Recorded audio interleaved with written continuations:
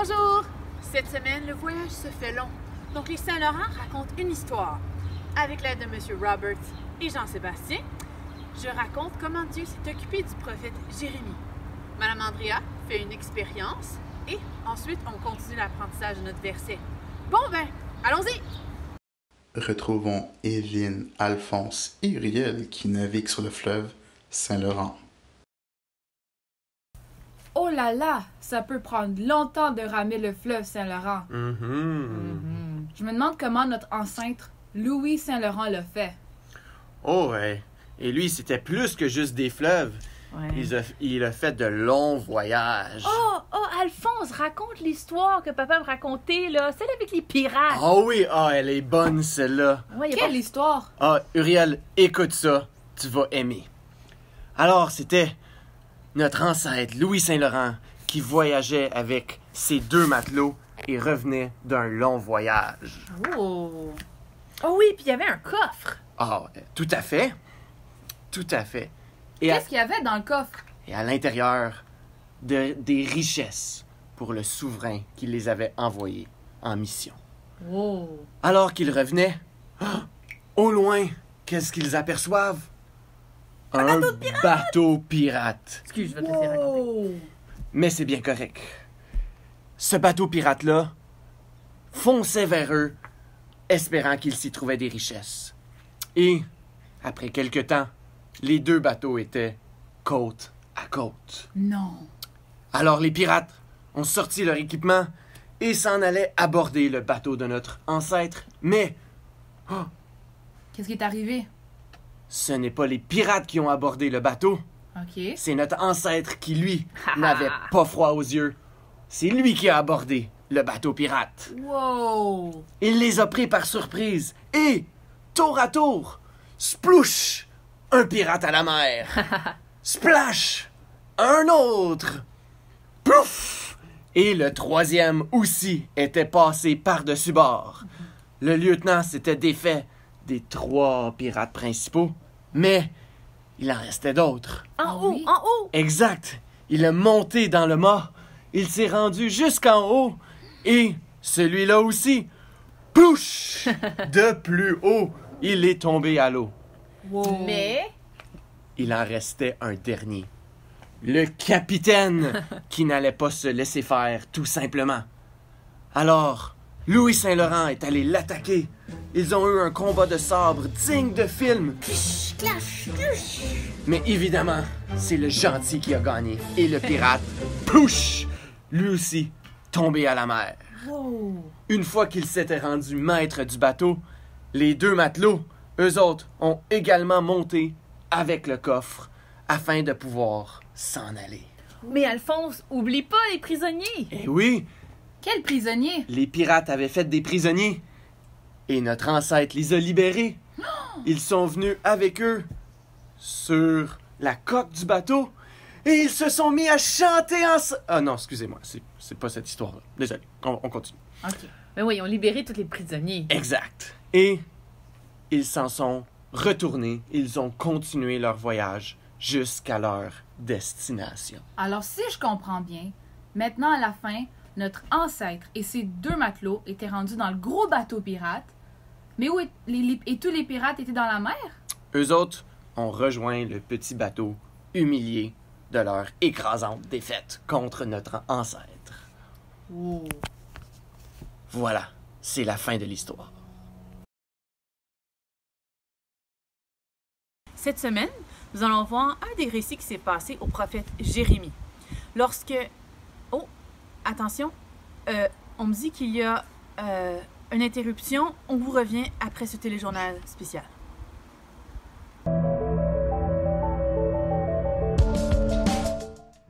Mesdames et messieurs, bonsoir et bienvenue à ce téléjournal. Le siège de Jérusalem continue ce soir. Les Chaldéens continuent à entourer la ville.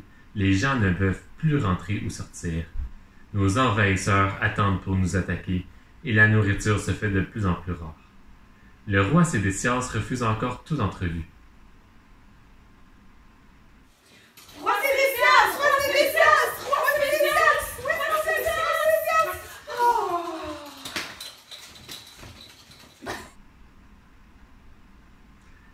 dans son palais. Nous ne savons toujours pas s'il va se rendre ou s'il va combattre lorsque les Chaldéens attaqueront. Selon une source confidentielle située dans le palais, Dieu aurait dit au prophète Jérémie qu'il veut qu'il se rende, car Dieu nous punit pour notre désobéissance. Nous vous tiendrons au courant de tout développement de cette affaire. Passons maintenant à notre collègue Déborah. Merci beaucoup. Passons à la météo. Hier, à Jérusalem, il a fait soleil, il a fait très chaud, 31 degrés. Aujourd'hui, il fait encore très chaud, il fait soleil, 28 degrés. Et demain, encore très chaud, 33 degrés. Mais ce n'est pas surprenant, nous sommes en pleine sécheresse, comme le prophète Jérémie nous l'avait annoncé quand il a dit « Les notables envoient leurs serviteurs chercher de l'eau. Ceux-ci arrivent près des citernes. Ils ne trouvent pas d'eau. Ils reviennent avec leurs récipients vides. Ils sont déçus, ils sont tristes et baissent la tête. Partout le sol est fendu parce que la pluie n'est pas tombée. » Retour à vous dans le studio. Merci Déborah. Une opération de sauvetage a eu lieu aujourd'hui proche du palais. Nous rejoignons notre correspondante Marie-Michel sur le terrain pour plus d'informations. Comme vous le savez, depuis plusieurs mois, le prophète Jérémie est tenu dans la cour de la prison, proche du palais. Cette semaine, il a fait la déclaration suivante. « Ainsi parle l'Éternel. Celui qui restera dans cette ville mourra par l'épée, par la famine ou par la peste. Mais celui qui sortira pour se rendre aux Chaldéens aura la vie sauve. Sa vie sera son butin et il vivra. Ainsi parle l'Éternel, cette ville sera livrée à l'armée du roi de Babylone, qui la prendra. » Les chefs de la ville ont été en désarroi devant cette déclaration et ont émis que Jérémie met le trouble dans la ville et trouble le moral. Leur résolution a été de le mettre à mort. C'est ainsi que hier, ils l'ont pris et l'ont jeté dans la citerne, dans la cour de la prison. J'ai rejoint plus tôt aujourd'hui quelqu'un au palais qui a fait partie de l'opération de sauvetage. Pouvez-vous vous présenter, s'il vous plaît? Bien sûr, madame. Je m'appelle Ebed Melech. Je viens de l'Éthiopie. Je suis serviteur dans la maison du roi. Et le roi me fait beaucoup de confiance. Je vais partout dans la maison du roi. J'ai un accès à des endroits de plus intimes du roi. Et ce matin, lorsque vous avez appris que le prophète Jérémie avait été jeté dans une citerne à côté du palais, qu'est-ce que vous avez fait? Ah! Oh, ça c'était très, très bouleversant. C'était difficile de voir ça, que Jérémie le prophète a été jeté dans la citerne. Je me suis dit, Ebed Melech, cet homme va mourir. Il n'y a pas de pain dans la ville. Et ils l'ont jeté dans la citerne. Il n'y a pas de l'eau, il n'y a pas de nourriture. Il va sûrement mourir. J'étais tellement bouleversé que je me suis dit, Ebed Melech, tu es un ami au roi. Tu es un serviteur que le roi a beaucoup de confiance. Alors, va parler au roi. Qu'est-ce que le roi a dit? J'étais parlé au roi et lorsque j'ai fini, le roi a dit, Ebed Melech, mon cher ami serviteur, va prendre 30 hommes et va faire sortir le prophète Jérémie de la citerne. Là, aussitôt ordonné par le roi, je suis parti. J'étais chercher les 30 hommes et après, j'étais chercher des lambeaux usés et des vieux morceaux de tissu. On a mis ça ensemble et on est parti à la citerne. Là, arrivé, le pauvre Jérémie, le prophète, il était là. Il y avait la boue et il ne savait pas quoi faire. Alors, on lui dit, Jérémie le prophète, on fait descendre le lambeau usé et le vieux morceau de tissu qu'on a mis ensemble. Est-ce que tu peux les mettre sous tes aisselles et tes coudes? Et lorsqu'il a fait ça, on l'a tiré. Le prophète était assez lourd. C'était beaucoup de travail pour les hommes. Heureusement qu'ils étaient 30. Lorsqu'on a fini de les sortir, sa vie était sauve.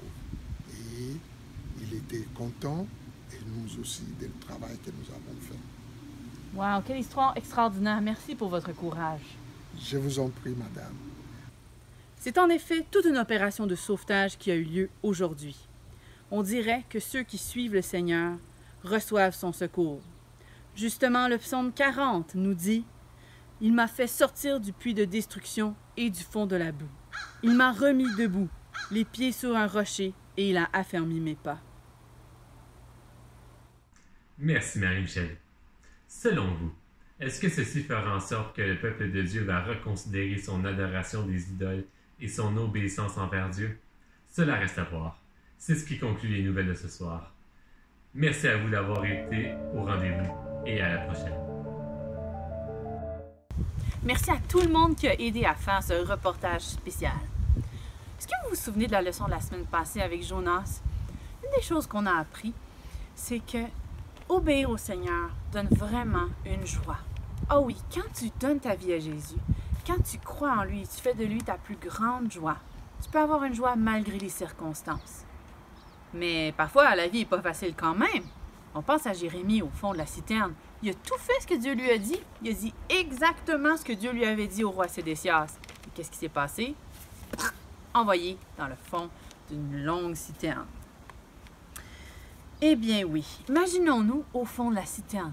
Comment il se sentait? Peut-être découragé ou vraiment triste. Peut-être frustré. J'ai tout fait ce que Dieu a dit, puis je suis pris ici. Ou peut-être un désespoir. Je vais être pris ici toujours. Peut-être que je vais mourir ici. Vous savez, la décision la plus importante que vous pouvez prendre, c'est de suivre Jésus, de vivre pour lui, de faire de lui le roi, le maître de votre vie. Et quand ça se passe, ça change tout. On a une joie qu'on ne peut pas expliquer. Mais ça ne veut pas dire que notre vie va être facile. Au contraire, Jésus nous promet il nous dit qu'il va avoir des difficultés. Aujourd'hui, je pense à comment Jérémie se sentait dans la citerne, comme on a parlé plus tôt. Qu'est-ce qu'il a fait? On ne le sait pas. Le texte ne nous le dit pas. Mais je veux partager avec vous un peu des outils pour parler à Dieu quand les choses vont mal, quand les choses sont difficiles. Cet outil est dans notre Bible. Au beau milieu, c'est le livre des psaumes. Justement, Madame Marie-Michel, on apprend un psaume ensemble cet été, psaume 40. Et c'est lui que je vais utiliser comme modèle pour nous donner des outils de savoir comment on peut prier au Seigneur quand les choses vont moins bien. Aujourd'hui, nous allons apprendre dans la section de verset « Ô Éternel, mon Dieu, que d'œuvres merveilleuses tu as fait et combien de projets. » Eh bien, ça, c'est une clé. Dans le psaume 40, on voit que David s'adresse à Dieu d'une façon intime. Il dit « Ô Éternel, mon Dieu ». Quand tu parles à Dieu, quand tu pries, et comme on suppose que Jérémie a fait dans la citerne, tu peux vraiment t'adresser à lui de façon intime. Tu peux dire « Ô Éternel » ou « Ô tendre Père » ou « Mon cher Papa ». Vraiment, la Bible nous dit que quand on est sauvé, que quand on croit en Jésus, on n'est pas juste quelqu'un de n'importe qui pour Dieu. Non, on est quelqu'un de très important. On est maintenant son enfant précieux. Il s'occupe de nous. Donc, on peut lui parler et s'adresser à lui avec un terme plus intime, en reflétant qui il est et qui il est pour nous. Ensuite, dans le psaume 40, comme dans plusieurs autres psaumes, il y a plusieurs choses qui est dit. Bon, il y a toute la section qu'on apprend, mais après cette section-là, je vais lire quelques versets de David à partir du verset 16. Pardon, 17. Que tous ceux qui te cherchent s'égaient et se réjouissent en toi. Que ceux qui aiment ton salut disent sans cesse, exalté soit l'Éternel. Moi, je suis malheureux et pauvre, mais le Seigneur pense à moi. Tu es mon secours et mon libérateur. Mon Dieu ne tarde pas. Au début du verset 18, quand il dit « Moi, je suis malheureux et pauvre », et plutôt au verset 13, il dit « Car des maux sans nombre m'environnent ». Donc, des choses qui me dérangent, il y en a tellement que je ne peux pas les compter. Mes fautes me poursuivent. Les choses qui me dérangent, c'est comme s'ils me courent après. Je ne peux plus en supporter la vue, je peux même plus les regarder, c'est trop difficile. Elles sont plus nombreuses que les cheveux de ma tête. Beaucoup de cheveux sur notre tête, hein? Et mon courage m'abandonne. Les psaumes nous donnent des paroles pour pouvoir parler à Dieu quand ça va mal, aussi quand ça va bien. Mais on voit qu'ici, David, dans le psaume 40, dit à Dieu ce qui le dérange. Il lui explique. Dieu sait déjà tes problèmes. Dieu savait déjà que Jérémie était dans la citerne. Mais Dieu veut que tu lui en parles. Quand tu as une relation avec quelqu'un, tu partages des choses. Donc, quand les choses vont mal, ça peut être avec tes amis, avec ta famille, vraiment plein de choses. Espérons que tu n'as pas été lancé dans une citerne, mais même quand ça va bien, tu peux dire à Dieu, partage comment tu te sens. Et après, à la fin, ce que j'ai relu, tu es mon secours et mon libérateur. Mon Dieu ne tarde pas. C'est de choisir de faire confiance à Dieu même quand ça va mal. Oui, Dieu a été le secours et le libérateur de Jérémie dans la citerne. À travers Ebed-Melech, il a utilisé Ebed-Melech pour sortir Jérémie de là. De la même façon, il agit dans nos vies. Il répare les bobos dans nos cœurs. Il s'occupe de nous. Il est avec nous dans les difficultés. Et on peut honnêtement lui dire ce qui nous fait peur, ce qui nous dérange, comment on a mal. Et après dire, bien, je choisis de croire en toi. Vraiment, je te fais confiance. Et Dieu prend cette confiance-là. Il la fait grandir. Il fait toujours quelque chose de beau. Bon, mais là, j'ai parlé de comment parler à Dieu. Faisons-le ensemble. Ô notre tendre Père, merci que tu étais avec Jérémie quand il était dans la citerne. Merci que tu es avec chacun de nous quand on vit des difficultés. Je te prie qu'on puisse utiliser les psaumes, comme le psaume 40, pour nous donner un modèle et des mots pour savoir comment te dire les choses qui nous dérangent. Tu connais toutes les choses qui se passent dans nos vies, les bonnes choses, les moins bonnes choses. Vraiment, Seigneur, on veut se confier en toi, on veut t'en parler et savoir que tu vas nous aider. Au nom du Seigneur Jésus. Amen.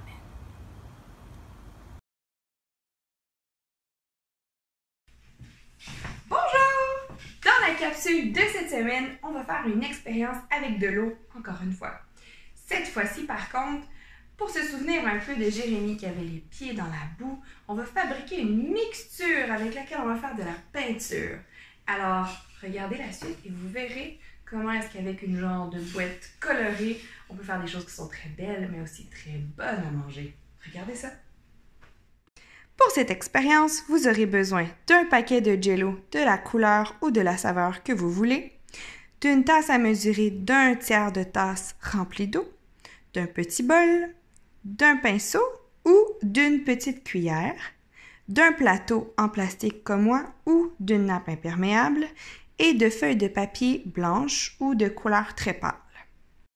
Première étape, je vide mon sachet de Jell-O dans mon bol et j'ajoute mon 1/3 de tasse d'eau dans ce même bol. Alors, ça devrait vous donner une texture là, un peu comme ça. Donc, il y a quelques graines encore, mais vous voyez, ça a pas mal fait épaissir mon eau. Et c'est avec ça qu'on va pouvoir faire notre super peinture.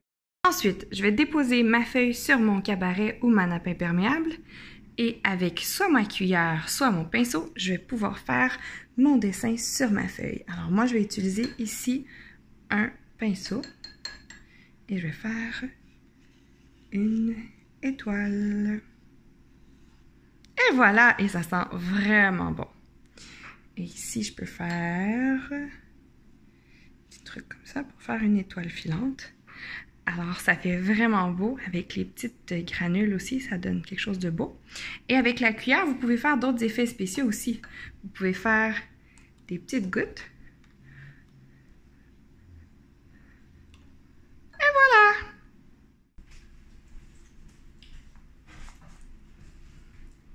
Oh! Excusez-moi. Alors, j'espère que vous avez aimé notre expérience. Alors, je vais vous montrer juste quelques-uns des dessins que moi j'ai réussi à faire. Donc, j'ai fait un soleil et un cœur. J'ai fait une fleur. Et j'ai fait mon paysage presque de l'espace avec mes petites bulles et mon étoile filante. Alors, si toi aussi tu as fait des vraiment beaux dessins et que tu aimerais qu'on puisse les voir, envoie-les à camp.ecdp@gmail.com. Alors, l'adresse va être écrite en dessous et tu pourras les montrer à tous les autres les vraiment belles choses que tu as faites. Alors sur ce, bon appétit!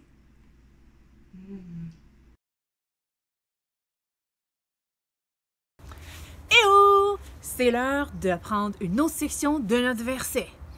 La nouvelle section est comme suit. Ô Éternel, mon Dieu, que d'œuvres merveilleuses tu as faites pour nous et combien de projets. Nul n'est semblable à toi. Es-tu prêt? Lève-toi, on va le faire ensemble. Je vais te montrer les gestes. Ô Éternel, mon Dieu, que d'œuvres merveilleuses tu as faites pour nous et combien de projets. Nul n'est comme toi. On le fait encore? Ô Éternel, mon Dieu, ou mon Dieu, comme tu veux, que d'œuvres merveilleuses tu as faites pour nous et combien de projets. Nul n'est comme toi. Encore, un peu plus vite. Ô Éternel, mon Dieu, que d'œuvres merveilleuses tu as faites pour nous et combien de projets. Nul n'est comme toi. Peux-tu penser à une chose, une œuvre merveilleuse que Dieu a faite pour toi? Un projet que Dieu a fait dans ta vie? Moi, je pense à des belles choses que Dieu m'a données. Donc, on peut le dire avec joie. Ô Éternel, mon Dieu, que d'œuvres merveilleuses tu as faites pour nous et combien de projets. Nul n'est semblable à toi. Oui, vraiment, personne n'est comme Dieu. C'est ça qu'on veut dire quand nul n'est semblable, c'est personne n'est comme toi. Tu es complètement unique, Dieu. Une autre fois. Ô Éternel, mon Dieu, que d'œuvres merveilleuses tu as faites pour nous et combien de projets. Nul n'est semblable à toi. On le fait vite. Ô Éternel, mon Dieu, que d'œuvres merveilleuses tu as faites pour nous et combien de projets. Nul n'est semblable à toi. Une autre fois. Ô Éternel, mon Dieu, que d'œuvres merveilleuses tu as faites pour nous et combien de projets. Nul n'est semblable à toi. OK, ça veut dire qu'on le fait du début, en entier. Allons-y. Psaume 40, versets 2 à 6. J'ai mis tout mon espoir en l'Éternel. Il s'est penché vers moi.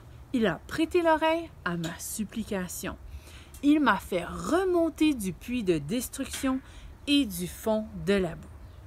Il m'a remis debout, les pieds sur un rocher, et il a affermi mes pas.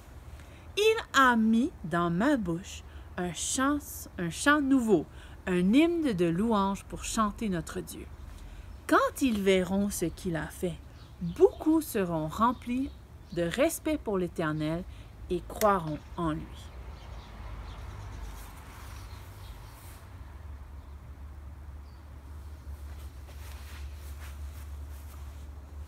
Bienheureux l'homme qui ne se tourne pas vers les gens orgueilleux perdus dans le mensonge. Ô Éternel, mon Dieu, que d'œuvres merveilleuses tu as fait pour nous et combien de projets. Nul n'est semblable à toi. Bravo, je suis vraiment fière de toi. Il nous reste que quelques semaines et ensuite on va se pratiquer. J'espère vraiment voir vos vidéos de vos versets dans la dernière capsule, qu'on se montre les uns les autres ce qu'on a appris. Je suis fière de toi pour tout ton travail. Lâche pas! Une autre capsule de terminée. Il te reste quelques jours pour m'envoyer, si tu veux, par courriel, le nom de 2 personnages, un endroit et une activité pour le sketch de la dernière capsule. C'est quoi l'adresse encore? ecdp@gmail.com. Bonne semaine!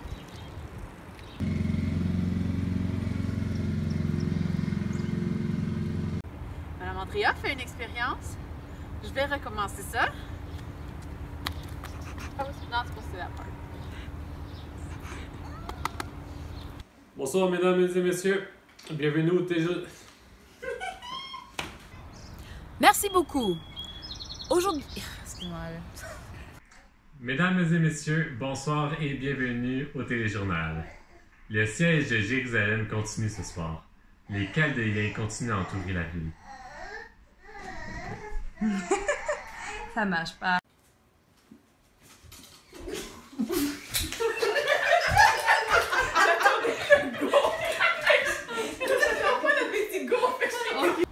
Merci beaucoup.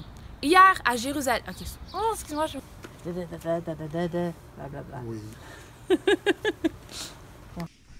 Bonjour! Bonjour, Madame Andrea.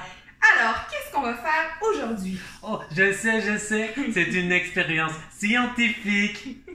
Bonne réponse! Alors, aujourd'hui, on va faire une expérience avec de l'eau. Parce qu'on est dans les capsules de... Oh là là! Exactement! Alors, dans cette capsule avec de l'eau... Non, c'est pas une capsule avec de l'eau, c'est une vidéo.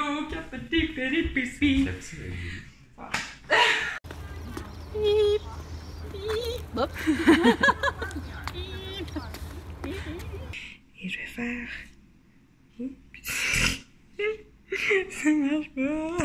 Ici Marie-Michel, votre fidèle correspondante à Jérusalem.